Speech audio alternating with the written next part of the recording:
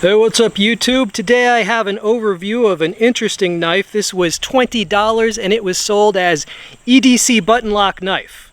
Alright, let me show you. It came in this. Alright, whatever that says. And the brand was listed as generic. Okay. Now I have to warn you, even though this was sold as a button lock, I would consider it an automatic. Alright, let's see why. Alright, so you see that? There's a look at the blade, right? So, yeah, this would be considered an automatic in a lot of places. We've got closed construction, FRN handle scales with a little bit of texture. Now, if you press this, the blade will spring out. That is a safety. If you flip that switch, it will prevent you from doing that. You see this knob here? When it deploys, that actually locks into that hole right there. This kind of moves sort of like a back spring. You feel me? Alright, so once again, now watch closely. Now, did you see how I moved it a little as I pressed the button? That helps it lock up. If you don't move it a little, sometimes it won't lock up all the way. I don't know if they did that on purpose to try to kind of skirt the law and make it not count as an auto, because you do have to flick it a little bit, or if this just isn't fine-tuned because it was $20. But that's the lowdown. Okay, now this lever here, right? This lever here, it pushes that back, which unlocks it and allows you to fold the blade back in, and you can reset it. So once again, to force this to lock up, I'm moving it. Now I'm not moving it a lot. You see it's just going like that, and that forces it to lock up. So yeah, that's how that works. Right? Is the action strong? It's pretty strong. Alright, so that's how that works. The steel on this was listed as 440C, which is a stainless steel. The blade length, 3.3 inches. And just to add to the strangeness, this has a full hollow grind. Partial hollow grinds are quite common, but this hollow grind goes all the way to the spine, making it a full hollow grind. Is that bad? No, there's nothing wrong with that. It's just unusual these days. You only usually see that on old-timey straight razors, actually. So full hollow grind. This was advertised as razor sharp. It was not sharp at all. Right? I will sharpen this. Eventually I'm going to sharpen this. I just wanted you to see how it comes out of the box in case you get one. They messed up the relief grind. It's rounded off. That's not correct. I mean, literally it will not cut anything. Like, I can press pretty hard, it will not. If I did this with my Microtech SOCOM, it would be bad, right?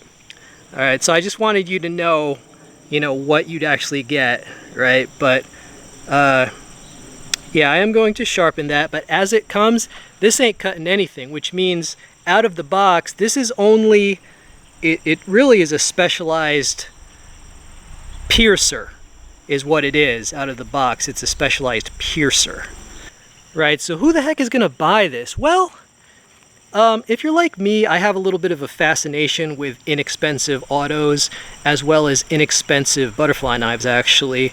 I just have that whole thing, like, when you were 15 years old and maybe you saw an automatic knife and you were just kind of in love with the mechanicalness of it and just the sound that it makes, right? So yeah, I mean, this is for people who have a little bit of a fetish, a little bit of a habit with cheap autos. Nothing wrong with that, man. No shame. I mean, I have some expensive autos, including I have an old zero tolerance auto that's pretty awesome. I have a Piranha, but I also have some $20 to $30 autos. So that's who might buy this, just for funsies, really. The other people who might buy this, and if for some godforsaken reason you need like a specialized piercer that has to be an automatic for some reason and is small and I guess you could say disposable, maybe you'd buy this as well. I'm pretty sure most of you are not assassins and I'm pretty sure if I was an assassin, I'd probably use a fixed blade, but yeah, but I don't know. So basically, people who like cheap autos and psychos. Yeah, don't say you're both, we all juggle knives. No. I am a peaceful collector of cutlery. Like, not only will you have to sharpen this if you want to cut things, but you'll have to actually redo that whole relief grind because, like I said, it's rounded off. But, alright, want to see it open again? There you go. So you don't have to use a lot, like you don't have to fling it like this. You kind of have to go like that to like force it to lock up. And I think it gets a little better over time. Alright, I did try adjusting the pivot just to make it more smooth, and it didn't really do anything but just make it wobbly, so I quickly readjusted it. So adjusting the pivot didn't help on this one. Like I said, I have a little bit of a fetish for the $20 to $30 autos, OTFs, butterfly knives, and you know the whole bad boy knives. Now, automatics are perfectly legal where I live. Okay, they're legal to own. So, and they can be carried for sporting purposes if I want. But yeah, that's this knife, the generic button lock, so to speak. In some places, if any physical assistance is needed to make it fully open, I don't know, that might not count, but it doesn't matter because these are legal where I live, right? So without moving, yeah, you see how it doesn't lock up? Right, it's not locked, but with a little bit, now it's locked up, right? Because you see I just did a little bit of that movement, now it's locked up.